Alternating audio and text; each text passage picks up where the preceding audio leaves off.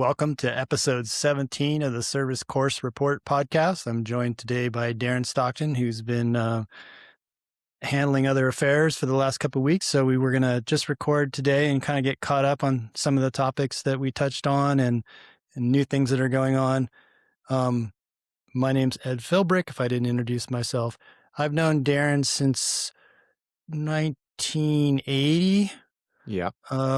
Since seventh grade. Yeah. So we've known each other a long time, and we basically kind of, Derin probably started racing a little bit before me because of your brother. But Right.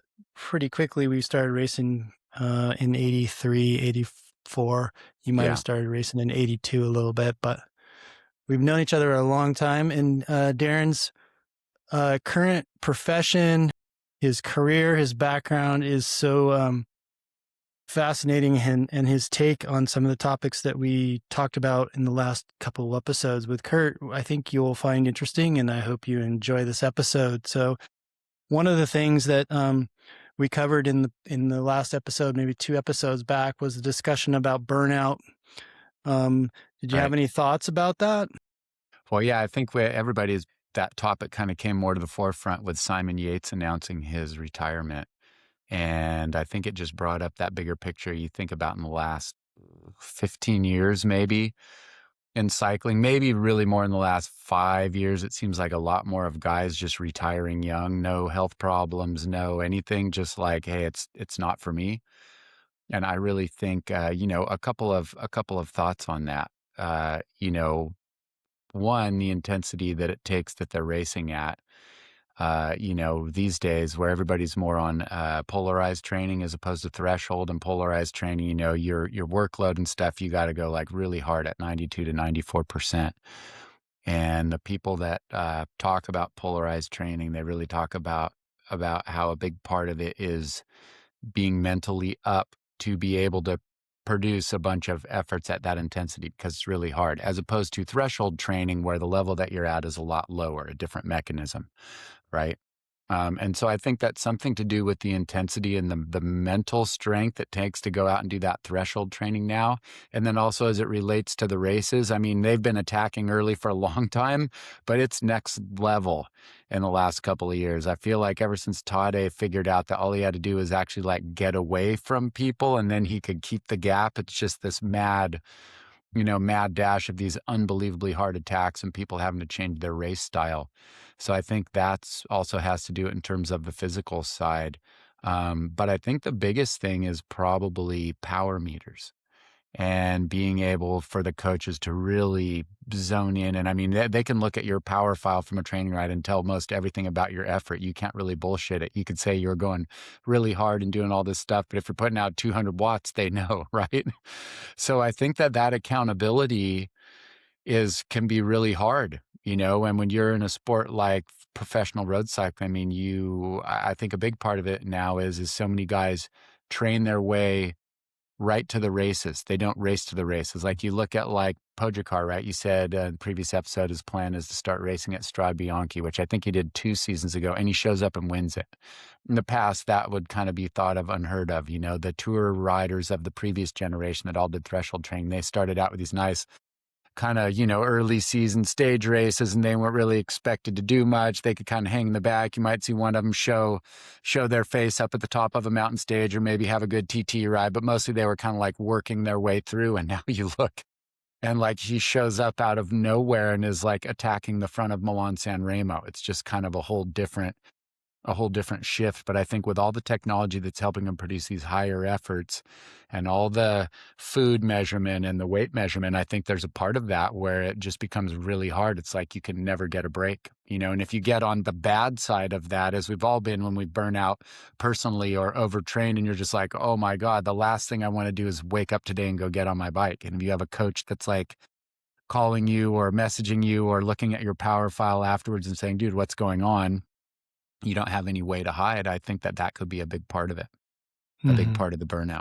Yeah. Well, Jumbo or Visma, whatever proper name you want to use for them, is notoriously one of the most detailed, right, analytical they actually have their own app that each of the riders are using for their food and nutrition. And I'm sure that their training and kilojoules are factored in there as well. Yeah, absolutely.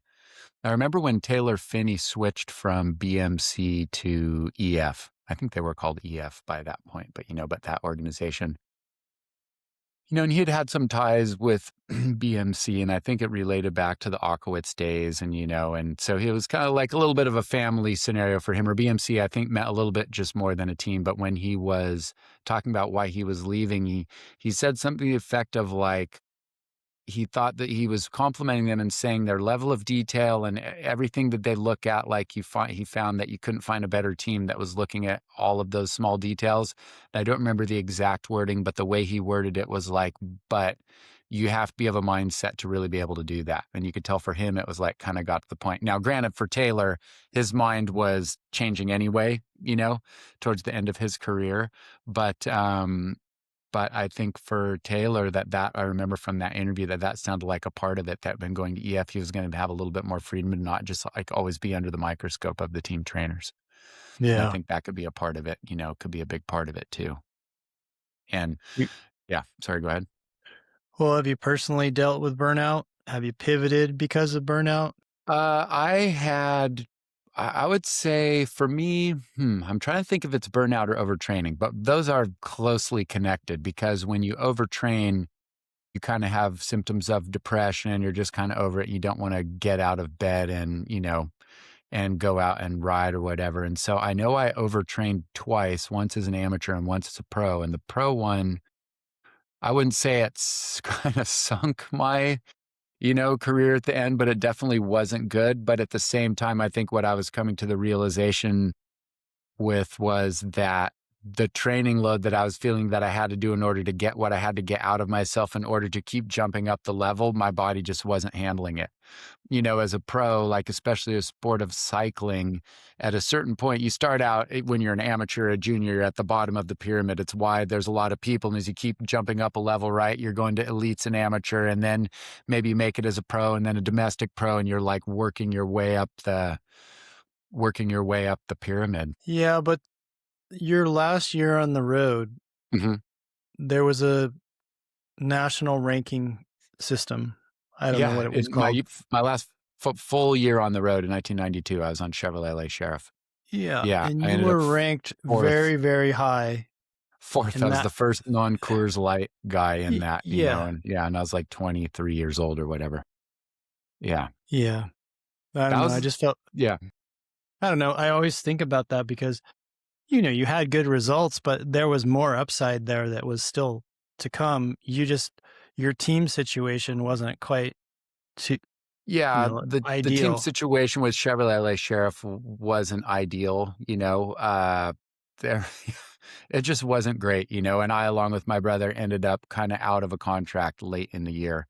And so on the one hand, I mean, a little bit like KS, we, kind of mirrored the same thing where you were like, okay, now road racing had already gone through a bump at that point. Like they were, every once in a while, it's just like in pro road cycling, you have years where teams grow and years where teams shrink. And the years where teams shrink and one goes or something like that, things become constricted. And if you don't have a great year, you're on the bubble.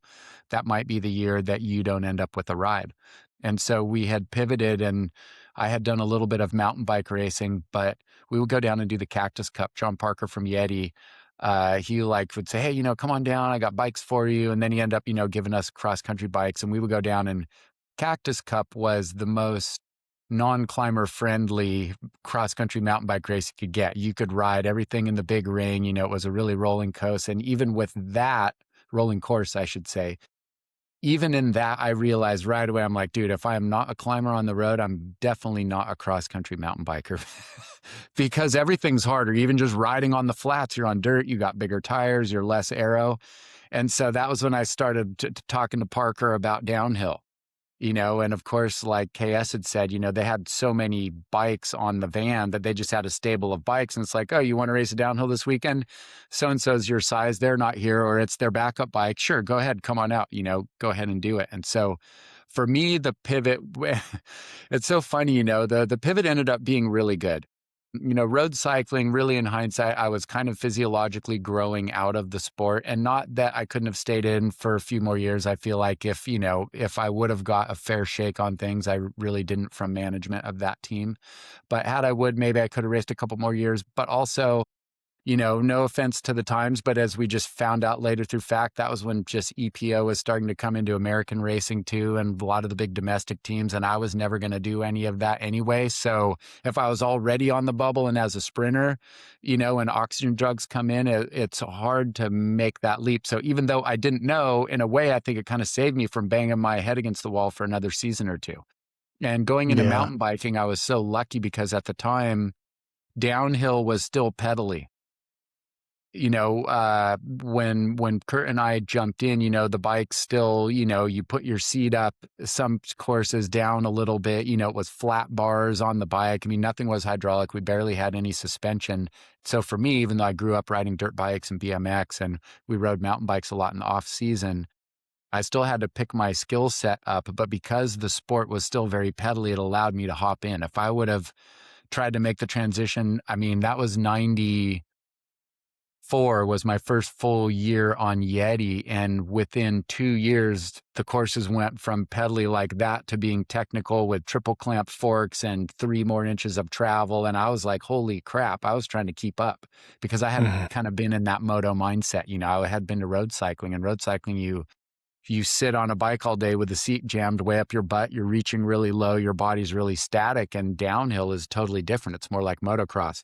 Your hips are lower, you're bending and pivoting a lot. It's more balance oriented. And so the pivot actually was really fantastic. It allowed me to get into mountain biking, and with my dirt background and my desire, I would say, to want to still be in the sport and still want to go forward. Like I felt after road cycling, like I still had more to accomplish just as an athlete, whether it was on skinny tires or fat tires or wherever. I just felt like I hadn't quite made that journey. I had more to give. I wanted to be a better athlete in a lot of ways. And mountain biking and downhill really gave me the opportunity to do that. So it was great. And it was, fresh and learning, and I'm learning about setup. I mean, I didn't know anything.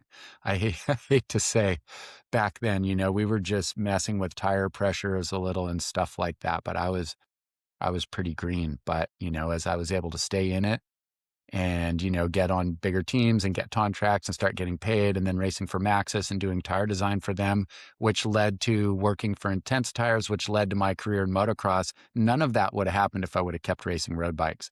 So while at the very time it was great because road bikes, you were maybe a little higher and it's always hard to have to take a few steps back and work your way up, that process was fantastic. It's really set me up way better for later life, and all the connections I've made and all the branching out I've done through that. So it was, it was good, but it was definitely kind of I think a lot of pivots are forced, or you kind of can try and hang on dragging to the old way. You got to recognize okay, now's the time, right? And go. Why did working at Intense Tire cause your motocross coaching career to flourish? I don't So, well, understand. for 2 things. One, I was living in Temecula full time, and that was, I moved down there in 2000. That was when the housing boom was really on its rise and everybody had tons of money. And that was just like a moto mecca down there. And Intense, because of Jeff Stieber, the owner's connection with Sean Palmer and Jeff Emig, who was on Factory Kawasaki, and he painted Emig up like a bike. He always had a moto connection. And one of the guys that worked in Intense, who's still my homie to this day, Jimmy Pierce, he was friends with the guy who was Chad Reed's mechanic. And I had been talking to him about moto. And so, of course, I'm like, well, dude, Chad Reed's one of the best dudes. I want to train him. Kind of arrogant, thinking I could do that, not knowing anybody in the sport. And so Jimmy got me connected with Chad's mechanic. He goes, well, how did Jimmy say it? He's like, dude, I don't want to spill the beans. He goes, but if you happen to stop by and be hanging out at my house on Wednesday afternoon at this time, somebody might come by that you could talk to. And so I went for a road bike ride or something and stopped at Jimmy's house. I was hanging out, and lo and behold, Dave Dye comes over, and who's Chad's mechanic. And I talked to him about Chad, and he was just like, dude, you're not going to be able to train Chad. You don't have any, history in the sport and all that. He goes, but I know this kid, Ivan Tedesco on Yamaha Troy, and I think he's really got a future, and got Ivan and I connected, and that ended up being, how 5 years and multiple championships and wins, so that ended up being great. So that's where the connection came, was all through my buddy Jimmy. He was the one that hooked it up. That's a cool story. Yeah, yeah, it's pretty cool. And even Dave Dye, I talked to him about that years later. I'm like, dude, I wasn't actually, just happened to be there. He starts laughing. Yeah. Well, it just is. I mean, my daughter is 22, and I tell her all the time, you gotta go down a path, because the next fork in the road is going to make for the next fork in the road. And like, if you don't have the courage to go down one of these paths, nothing good's going to ever happen. And Yeah. I think your career is an amazing example of having the courage to pivot or take trails or be courageous. Yeah.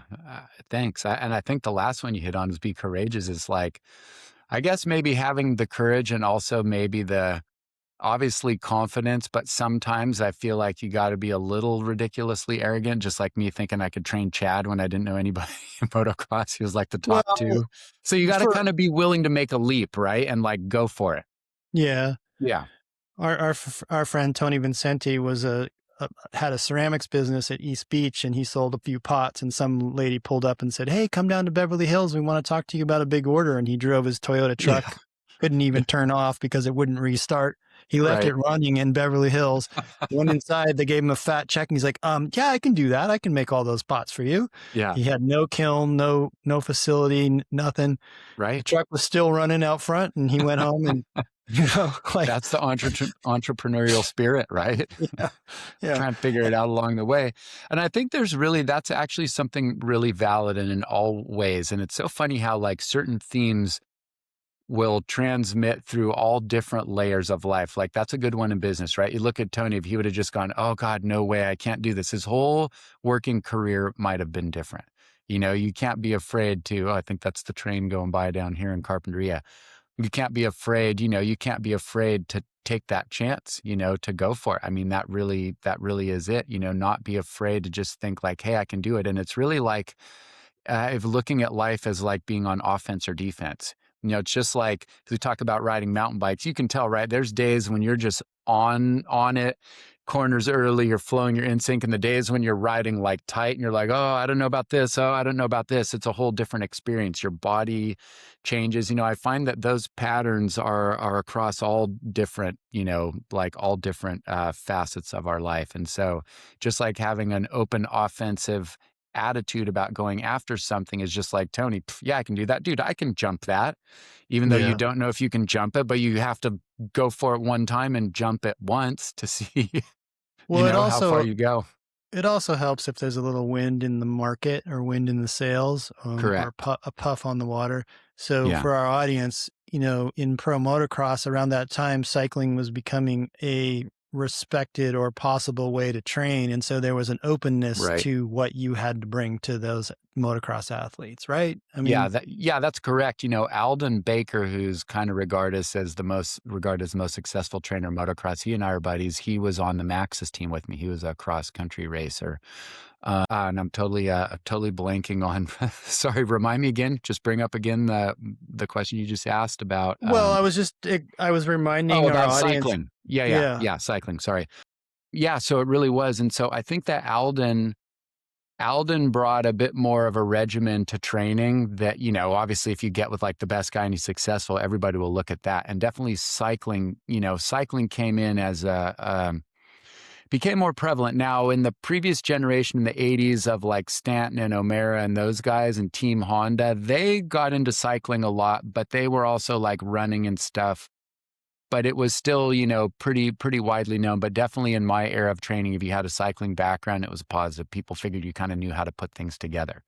And I think that more than anything else, that was probably the biggest thing that I got out of from my road cycling days, is really just the training, training plan and that side of it, how to plan out a season, how to balance speed, endurance, base miles, all of that. But then my downhill career, where my races, road, I could race 6 hours, and downhill I'm racing now 4 minutes.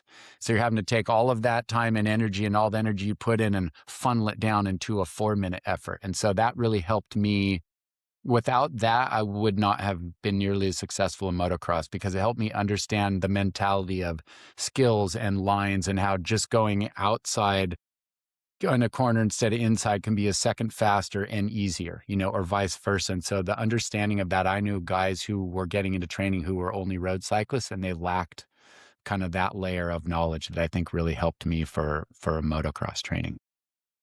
Well, and our audience may not know, but your mom and dad, especially your mom, were quite Right. respectable motocross racers in their day. I mean, they were hobbyists. Your mom was more than a hobbyist, but Right. it was in your DNA also. Yeah, definitely. I mean, we grew up, we've been riding two wheels forever, and then dirt bikes and riding those. I mean, I rode all the way up until I really sort of got into racing road bikes, maybe a year or two before that. And then it's hard, a lot harder to load a dirt bike up and go than just like hop on a road bike. And then also the injury factor. But yeah, but dirt bikes have always been, in my life, which is why when I got the chance to do training, it was great because now I was kind of taking all these fun parts of motocross from my youth, but now taking all the knowledge I had learned as an athlete and also as a technician, working for mountain biking stuff and coming back to motocross. I mean, I can remember just staring at the race bikes. I would just take a picture of it and go home and just look at the motor on my computer. Not like I was trying to necessarily steal information. I was just like amazed at the level of detail and all the stuff they did and heat wrapping and this and that and just like all the trick stuff. I just found it fascinating, and I love race vehicles like a dirt bike or like a race bike because there's nothing on it that doesn't need to be there. In a car, we got cup holders and fog lights and all this other stuff. But on a race machine, there's none of that. If it's not absolutely necessary, it's over in the parts bin, So, Right. so yeah, I still do love that sport. I went down to Anaheim 2 Supercross, which was funny. I was listening to your guys' Pod 15 on the way down going, oh man, I'm bumming I missed it. They're talking about so much good stuff. And when the topic of burnout had come up, talking about Simon Yates, it made me think about motocross. And so we talked about burnout, about training, about, the intensity of training and also about like your metrics being factored in. But the pressure, three of the biggest names in the last 20 years in motocross, Ricky Carmichael, Ryan Villapoto, and Ryan Dungey, of which I trained too. I trained Ryan Dungey and Ryan Villapoto.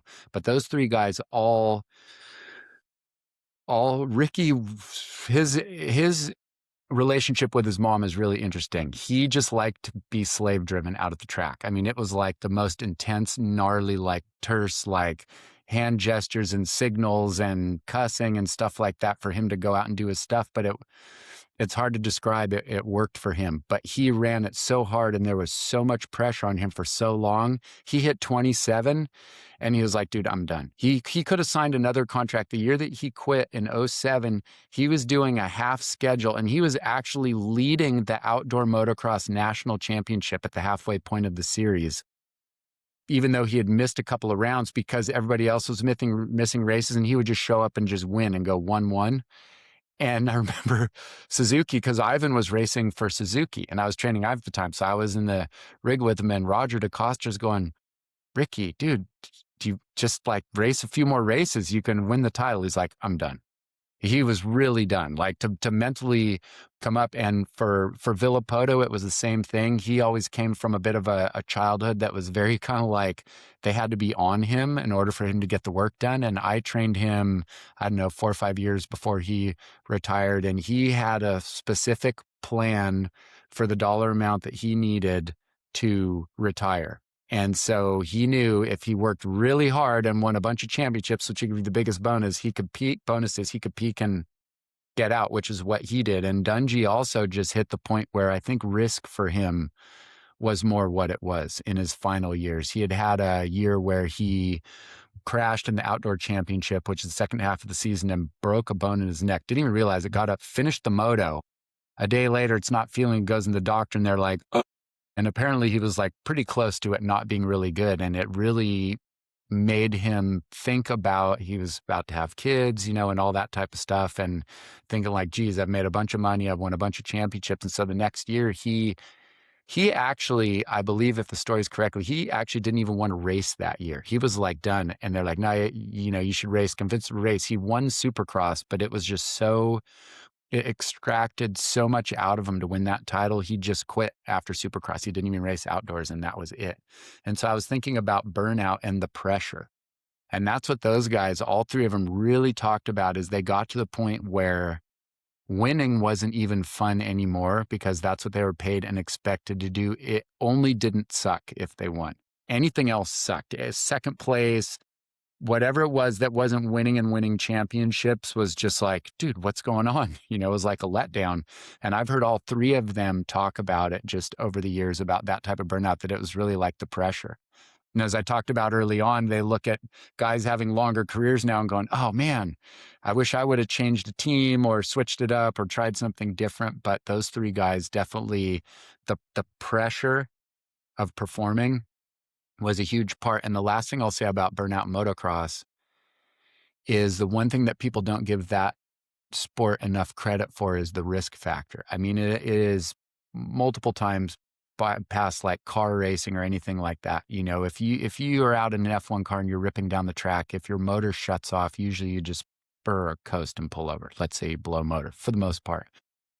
On a supercross track, if your motor cuts out, you know, or seizes up or something happens going up the face of the jump, like you could die or be in a wheelchair, like in an instant.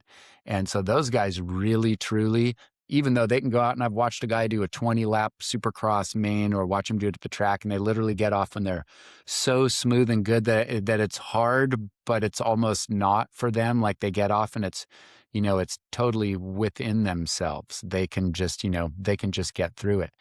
You know, it doesn't seem that hard. But when you go out and you risk it and realize that every time those guys go out on the track, they're risking their life, there's a certain level of overall tension in your body that I really believe that the risk factor is what ultimately, you know, gets to those guys. Because if you're out there and you're just not feeling it, but you still have to clear all the obstacles and pin it through the whoops or hit this huge jump or something. I mean, imagine doing something 20 times in a row in 20 minutes that your body's like trying to tell you not to do it. There's some base level of fear or anything that's going, holy shit, but I got to do this if I want to win.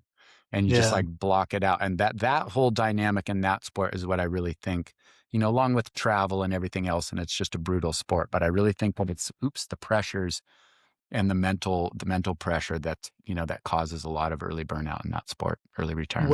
What does Tomac do right that's allowed him to race into his early 30s?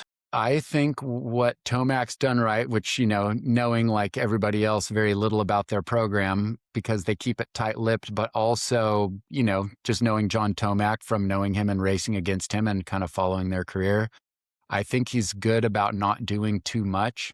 And I've heard that from a lot of people that have gone to like stay and ride with him and then things like that. They say, you know, he doesn't actually train as much as you would think he does. Like they're good about programming rest. But I also think that they do not short the work at all. So they have a good balance. But I think, you know, some people, you get the point where you're kind of burnt and then you're at the track and you're kind of like, you know, half-assing your way through it. And it's really not good in a skill sport if you throw out safety aside, because when you show up to race, that's not going to cut it. If you're a guy like Tomac and you show up with that effort, you're going to be like 9th or 8th or something. You have to be like fully on it, you know, ready to go. And so I think that they do a good job of balancing that so that he stays fresh, you know, mentally. And then other than that, up until 2023, he was really pretty injury free. I think he missed one Supercross race in 7 seasons or something like that. So staying in the game, and that way your skill level stays high. You're always progressing. You're staying up on new bikes. You know, the technology and the handling of the bike is so much in that sport that just like anything, you want to be current and like in the ecosystem and moving forward. You know, maybe your team's getting a new bike, or you know, there's new technology out there that you're trying, or just even new skill sets and ways of riding, you know, that you want to, you know, you really want to stay up on that. So I think that they, you know, I think they do that really well. And he got a good ranch out in Colorado, and they turn off their social media, go out there and put in the work, and then show up at the races and see how it goes. And for clarity, he's trained by his dad. Correct. Yeah. And has been the whole time. And that's the other thing that I would say is he's had one trainer his whole career. and the guy that knows him the best. Now that's obviously a very unique, a unique situation that you're somebody as good as Eli Tomac and your dad is somebody as good as John Tomac. That's, pretty rare. Um, but Johnny T had a long and successful career, and there's no way you're not going to bring what's, made you one of the best mountain bikers in the world and help your kid out if he's trying to be one of the best dirt bikers in the world. Yeah. Yeah, John Tomac also rode Paris-Roubaix for 7-Eleven. Yep. He's quite the diverse career. I know that, he leaks into social media. Everyone has to post him on his drop bar Yeti. And the culture won't let us forget about him, but Right. you should all Google him and study, Yeah. what he was up to, because he was a downhill racer and he was a cross country racer, and he raced for 7-Eleven on the road, and he raced Paris-Roubaix, and, he was Incredible. Yeah. He's really one of those all around, just all around athletes. And also in a time when you could do that. Now it's so specialized. There's no way somebody can race cross country and downhill at Tomac. In the early years, maybe it was the first year I raced when I was on Yeti in 94. He showed up at the Spokane National and won the downhill on Saturday, although it was a pedally downhill, to his credit. So it was very pedal oriented. He was the strongest guy, but he won the downhill on Saturday and then won the cross country on Sunday. And I would have to check, but I don't think anybody's ever done that. Even Julie Furtado, who did win downhills, but I don't know that she did them, on the same weekend. I mean, that's just incredible. There's no, I mean, imagine thinking about like Nino Schurter, winning the cross country and then like going up on Saturday or whatever the next day and strapping on the gear and like winning the downhill. That's just impossible. So It'll never happen again, but yeah. So giving a shout out to Johnny T. Yeah. So I remember, during your time training deep in Supercross, occasionally you would talk about walking the track with the athletes, and I have to feel that you were studying the dirt. Did you have anything dirtology? Did you bring your understanding from racing mountain bikes, your understanding of dirt, to motocross, or talk about you and dirt? It's actually the opposite. I brought some understanding of dirt from mountain biking, obviously, but I was also pretty green, and only in that I had raced a lot in the US. Once I started going over to Europe and then obviously got involved in designing tires for, Maxxis and later Intense, I learned more and more about dirt. You really understand it. But in motocross, I really learned about dirt because there's track prep going on, and you can see how watering the dirt affects it, and now different types of dirt, whether it's got sand in it or got clay in it. Ivan bought a ranch in Texas and built his own supercross track, and you watch the dozer go in and pull dirt up and build it. And I kind of started to understand, and the test tracks, especially when more of them were still in Southern California, when it would start to get late in the supercross season in March, April, and there'd be hot days, trying to keep a track good was really hard to do. They had timers set so they water them at night so it can soak in. Like, you just can't show up in the morning and spray some water. That's just like putting snot on ice. It's hard packed dirt. You're going to pour water and get a slippery top. I mean, you guys show up in the tracks over water and you actually can't even go out and ride the track on a supercross track. Outdoor track, usually the obstacles aren't as critical, but on a supercross track. And so I really learned about dirt, and those guys are so good.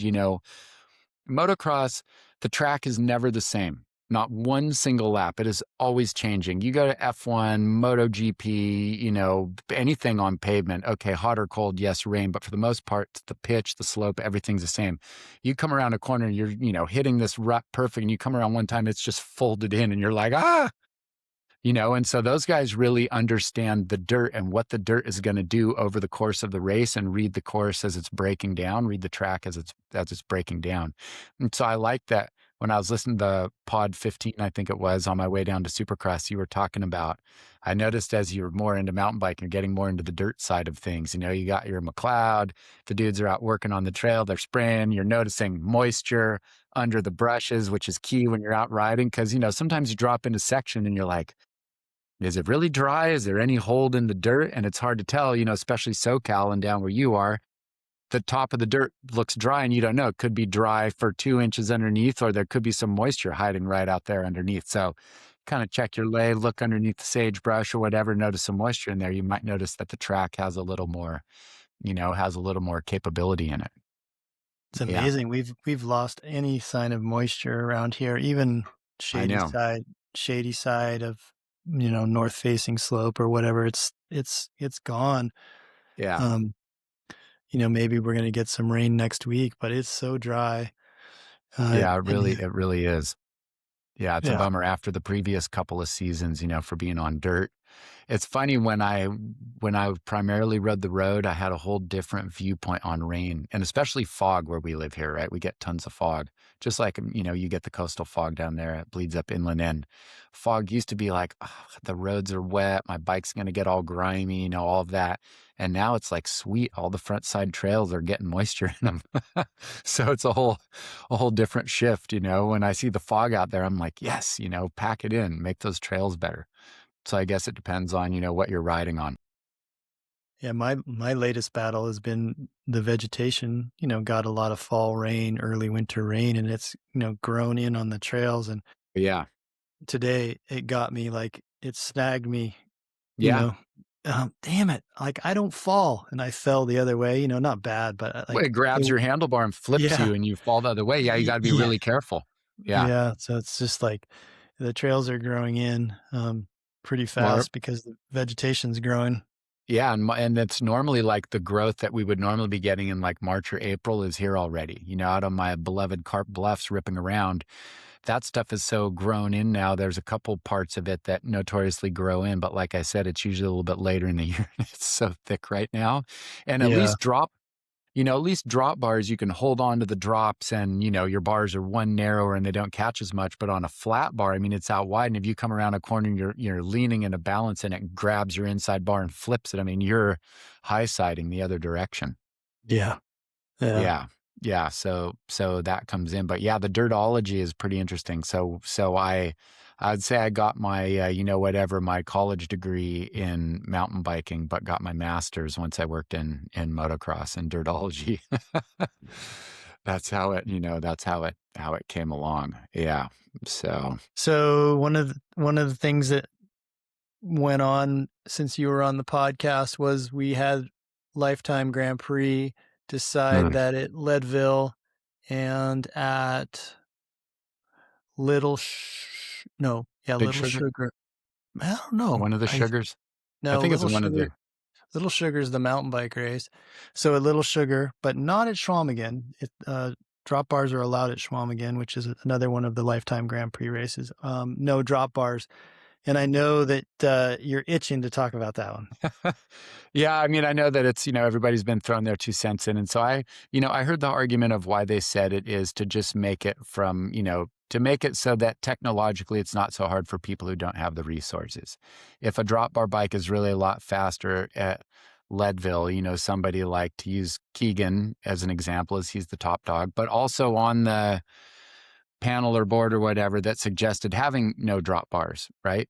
For this very reason, but he's got all the resources. But a guy who's maybe a U23, and this is their argument, they said it's coming in, a lot of times it's not as simple as just putting drop bars on your mountain bike. You can't get the bar low enough. So you're looking at getting a smaller frame or weird stems. You got to, rebleed and do all of that. And so I can understand that argument. I just think that then you should still have the pros do it. And I feel why is because to me, their reasoning is actually my argument of why they should have drop bars in. And the reasoning is that it's a pain to do everything to get a drop bar mountain bike.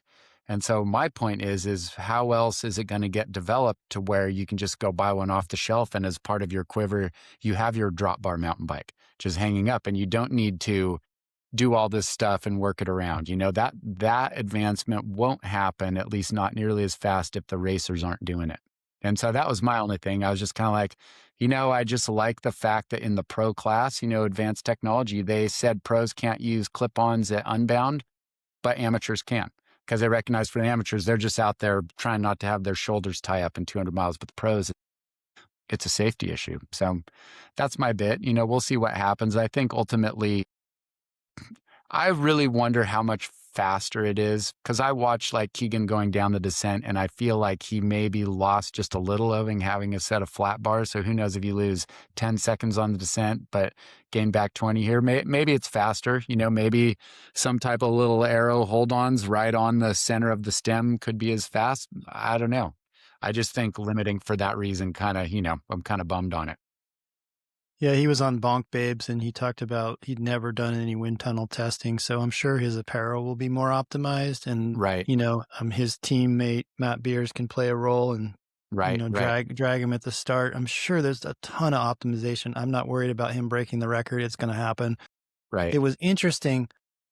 I have a lot of respect for him. He's very soft-spoken, modest. It was interesting when he tried to say that Kate Courtney's position on the fork crown wasn't arrow. I'm like, bro, come on, that is arrow. There's no way that's not arrow. Like he was trying to say that it wasn't fast.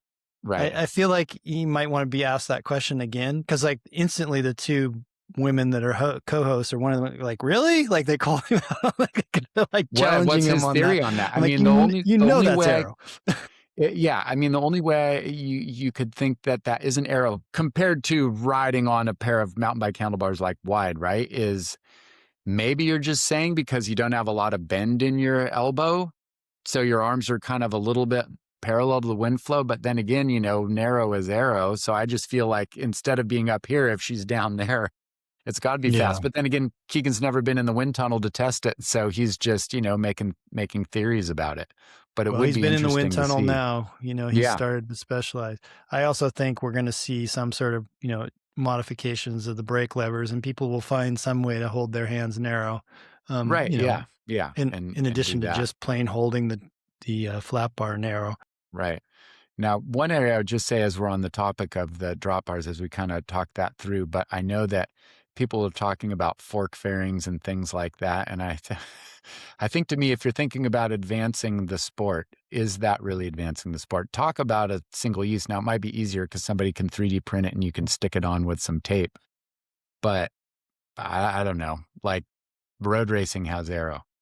I feel like, in terms of adding on, now there's no UCI rule that says you can't do that, right? In the UCI, it has to be functional.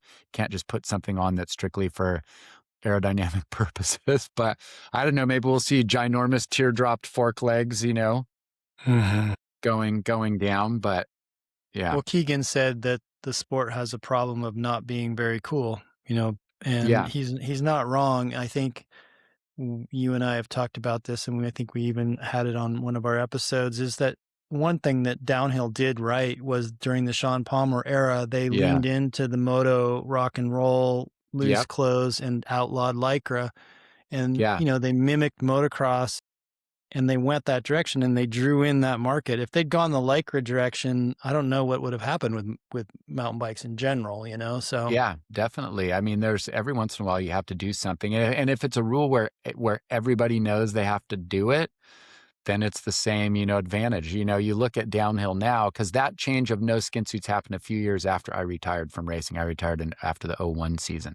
So it came along a couple seasons after, and I was like, you know what? Like they said, you can't take your visor off. You can't have Lycra, can't have one piece. Now, I mean, the clothing now fits pretty tight, but it looks good. It's a little different. So that was really smart. Even motocross, you can't run like they used to have it where you could run like a 3/4, not even a 3/4. Guys would literally just cut like the cuff of their jersey off for heat so that it would just open up a little more and some flow would go into the forearms as opposed to being cuffed. They stopped that. You have to have a full length, and they did it just for the look. They think that looks more professional. And so I agree with that. Downhill, downhill's done a good job. I mean, I think that sport's a great watch. Obviously, I'm biased because I used to do it for a living, but I still think if you're kind of into a little bit of action sports and you turn that on, you'd be like, whoa, these ladies are risking it. Yeah. Will you watch the hardline on I guess Red Bull TV this weekend? I didn't get a chance to watch this year's hardline. I have watched some of the previous hardlines. It's coming up. Yeah. It's coming up February 6th, 2 p.m. Pacific. It's the 6th through the 8th. the So 6th it's through the this, 8th. so it's going to be on this weekend. Yeah. Yeah, Yeah. they probably walk the track on the 6th or Yeah. something. They're probably getting it all dialed in now. I mean, that's a pretty spectacular event. They put some huge jumps out there. It's kind of fun to see the skill level of the guys when they're not worried so much. I mean, it is for time, but you got just these huge obstacles. So it's pretty impressive to watch. But I got to say, after being like a former team manager and running the syndicate and stuff, my ex-team manager part of me, every time I think, oh God, you're putting a racer right in February at the beginning of the season, and Jackson Goldstone, who was the man last year in 2025 in downhill. 2024, he went to hardline and crashed, not off a huge jump, just kind of like an odd one, landed and squirreled out and tore his knee up and missed his whole season. And so I'm kind of like going, man, but at the same time, there's guys who, if you don't think you're going to win a World Cup, but you're a top 20 guy, which is still totally respectable, you might have just insane jumping skills. And also Red Bull, they're a great supporter of the sport, and they put it on TV and give it an audience. So I think it's pretty rad. What do Yeah. you think? Have you seen some of the old clips, like when you've heard about it, or are you coming in No, cold this weekend? I'm coming in cold. Ah, I want to nice. watch it because I'm interested in how, Red Bull probably delivers it through their own app, or I don't know how I'm going to watch it. It looks like watch live on Red Bull TV.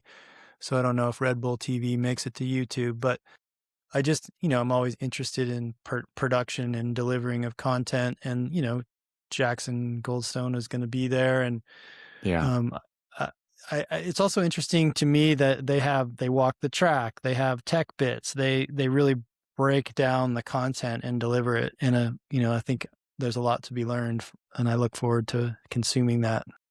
Yeah, that's one thing that mountain biking does good, and I don't know if it does well as of late. And I think that Warner Brothers Discovery taking over the World Cup has been good for that, because they've really upped the pre-race show, and they really show a lot of the tech side of it. Mountain biking tech is so much, and I really like that. Like if you watch a World Cup, they have where the cross country riders warm up, and if it's a mud day, they'll have an extra set of wheels there, and they can talk to the mechanics about what tires they're running and things like that. So it'll be nice to bring a little bit more of that to gravel. I mean, if you think about how much we talk about setup and tire setup, and people talk about geometry and frames and suspension or no suspension, I feel like that would be really rad to have, to have on there, to have a tech section where you could see all the latest technology that the gravel athletes are running. Yeah. Yeah. Yeah. Um, well, anyway, that's this weekend, starts tomorrow. Looks like it's on Red Bull TV. You have an amateur, something that's come around in your world? Yeah, I hate to admit it, but we're finishing up the final stage of these semi slicks we've been testing for Pan Racer, and I got a new iteration, and I was doing something and went out and was riding on the bluffs, and kind of have this lap I do, kind of 2 lower loops, and then I come back up and I kind of drop that one spine down the edge, and I dropped in the first time. There are 45C slicks, pretty decent handling. I drop down, I feel like I'm picking my way down because I'm normally used to going faster, but it's a little beat up from some rain that had come in, and so I go down, but I just like navigate it all perfectly and make the turn at the bottom. I'm like, oh, guys, the tires feel pretty good. Yeah, right, no big deal. And so I loop around, I go up, and I always come back, and I do that twice. So I dropped down the second time. And now, granted, tire testing is not based on, I'm not like timing myself or anything. It's really, I'm going for feel in this. So I'm not, nobody's forcing me. And so I go down the second time. I'm like, maybe I'll just slow down a bit. Because the first time I feel like I was going a little fast. So I slow down a little off the top, and I come down, and I get to this one section of the trail where you got to kind of transfer over the rain rut from the left side to the right side. And I look, and it doesn't look the same. I realized afterwards, because I walked back up, that there was a section where the dirt kind of got carried across by the rain, and it was soft. And my first time through it, it held me, I went through. But the second time I looked, and it was all kind of broken up and crumbling. It just kind of threw my bearings off for a moment. And I was like, oh, so I got a little offline.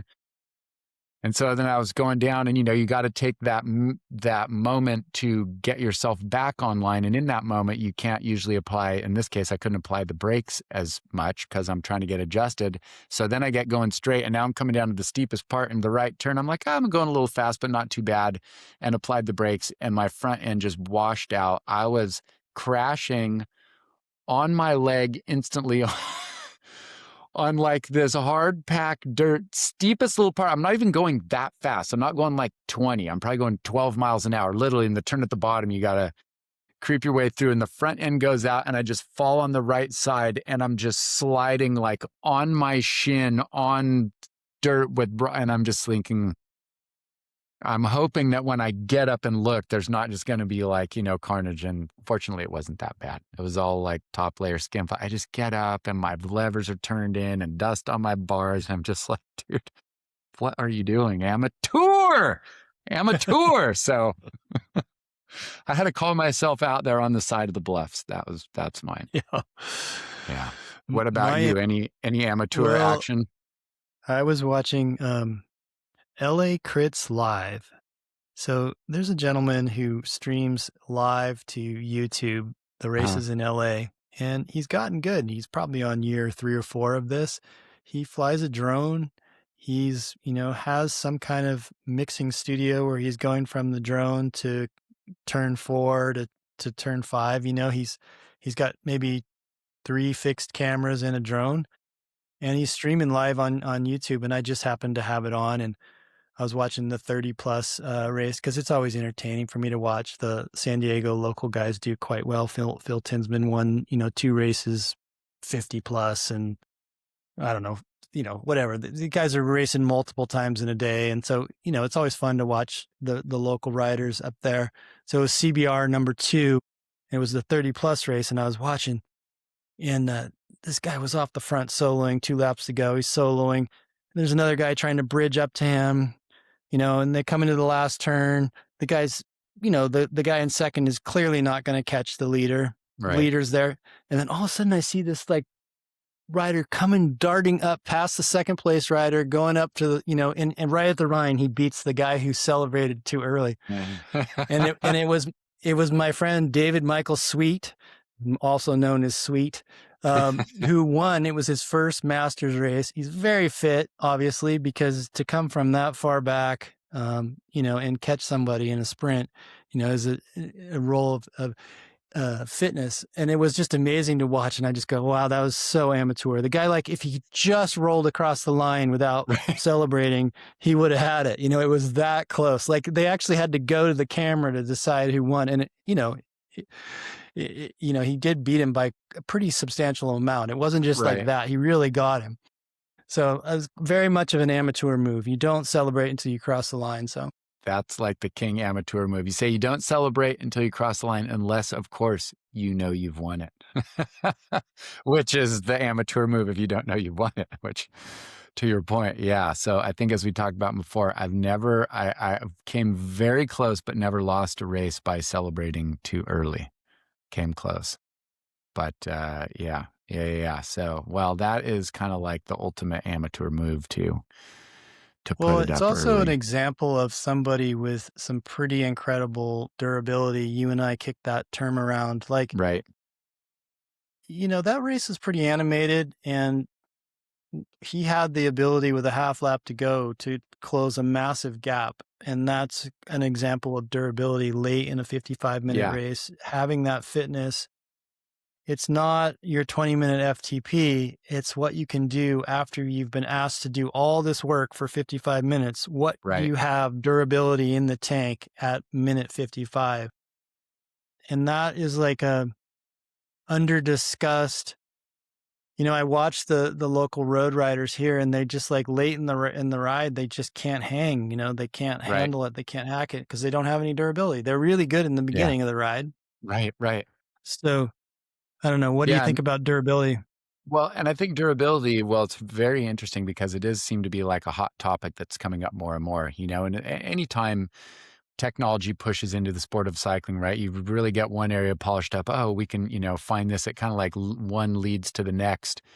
And, durability, I listened to a podcast with the Alpecin team coach, and he brought up the subject of durability because people were asking, like, what makes Vanderpool so good? How can you tack so hard at the end? How can you do this? And he said that Vanderpool, if you took a mid-level pro on that team, and Vanderpool and had them go out and do their hour and a half warm up ride with some openers and then come back and do a 20-minute threshold test on, whatever, on a state and their bike on stationary. They said you couldn't tell his numbers from so many guys on the team, second year pro. But the difference is that at the end of a race like Paris-Roubaix, he still puts out the exact same numbers. Everybody else drops off. So durability, it's one thing people might think, oh, it's just endurance, but it's really not that. It's everything else that helps you. If you show up on race day with this amount of fitness, like whatever you show up on the start line with, you've got that fitness, but durability would be your technique, your pack riding, your overall capability of just handling the general workload of the day, so that when it gets down to the very end of that race and both of you have to put out your max effort, you are going to be able to put out closer to your maximum effort than the other guy, because all the other stuff in the race, hopping the curb, some cobbles, whatever it might be, say in a classic, when you're talking about Vanderpool, that stuff's not wearing you out. Not only is it not wearing him out, he's actually saving energy compared to the other riders in the field because he's so much better on it.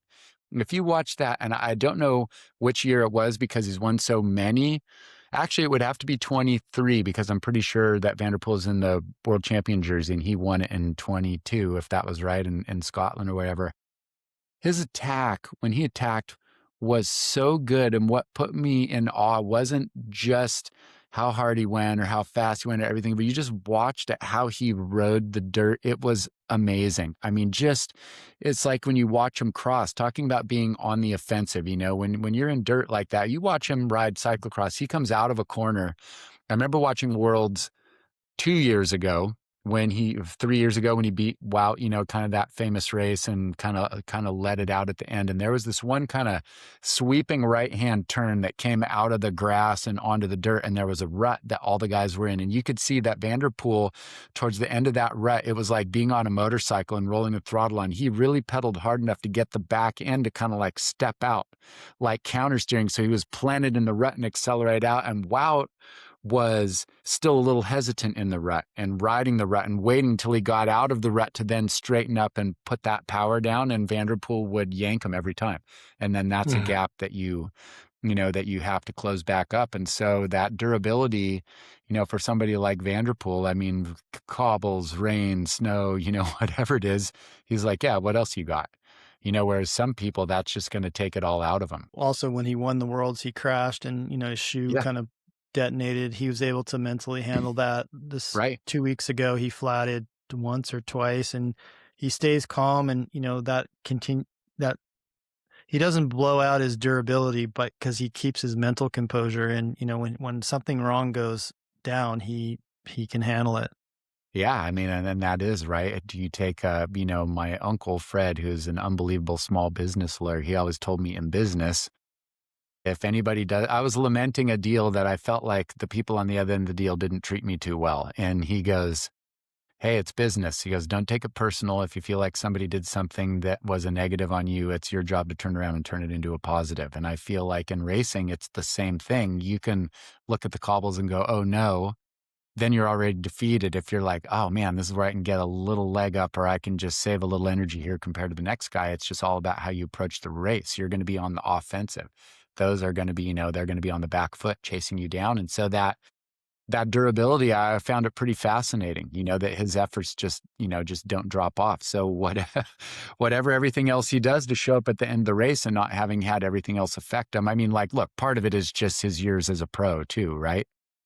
I mean, enough races, enough classics, enough miles, enough intervals, you have some general durability. But I think it's a really interesting topic. I have this one client, Dan, who's 70, just turned 74, avid cyclist. But I mean, your body ages in stages. It just doesn't linearly age. Early 70s, usually you get a bit of a bump.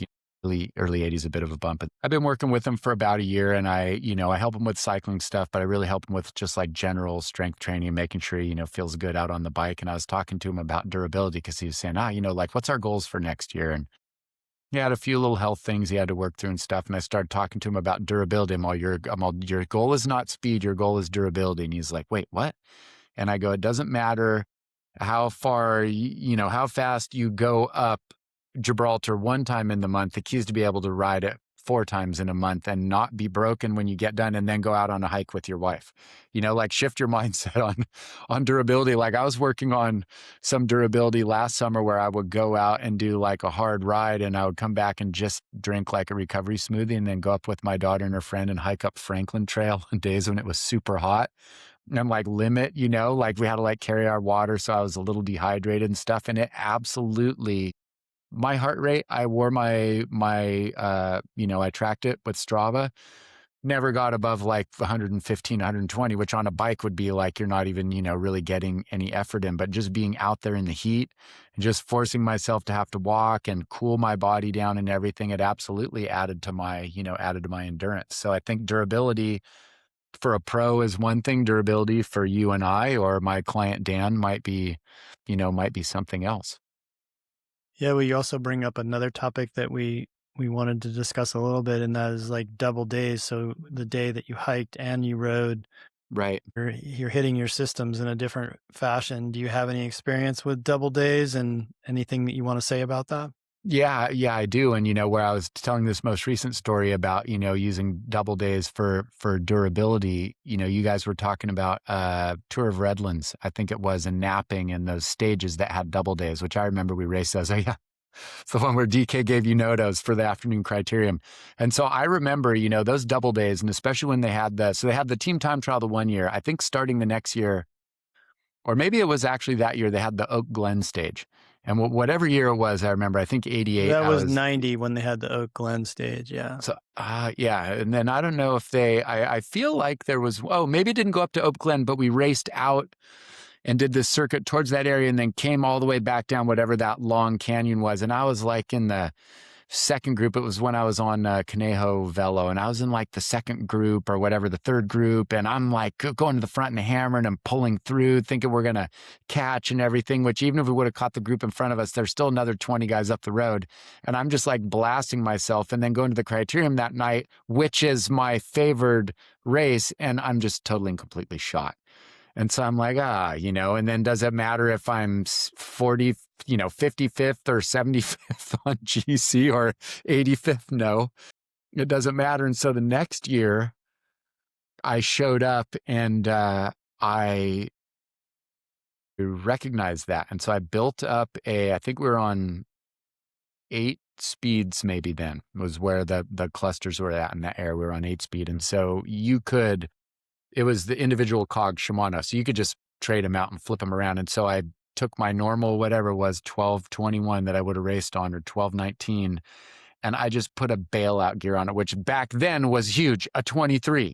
Nowadays we got like 34s on our bike, but that was the gear of the time. And I stayed at the front, stayed out of the wind, everything. And we hit the base of the climb. I was right at the front. I just moved over and put it into my 23 and just spun all the way up the climb, over the top, did a fast descent, got in at the back of this group. And the year before, I was the guy at the front just pulling. And that year, I just sat at the back, ate bar, drank my bottle, just did as little energy as possible, went home, went back to our host housing. This one family, I stayed with them a couple of years, went in and took a nap. And I am notoriously not an afternoon napper. Like if I go to sleep, I wake up, I'm like punch drunk for an hour, but I was like so tired. I'm like, dude, I got a nap. It's the evening criterium. And so I went in, I took a nap. I was out. I slept for like an hour and a half. I stumble out later. I'm like, oh God, that was a mistake. I mean, I felt like I had molasses in my system. I was so slow.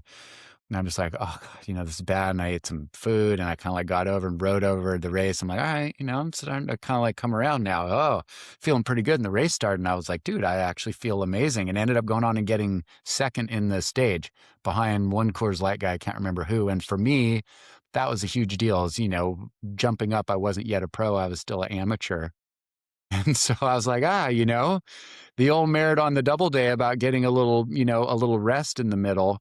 And I'd always kind of thought about that, and it was good. And it was something I'd always try and do on double days. No matter what, I'd always try and go back and just zone out, put the Hollywood kit on, the face shade and the earplugs, and try and get some sleep, and help yourself repair.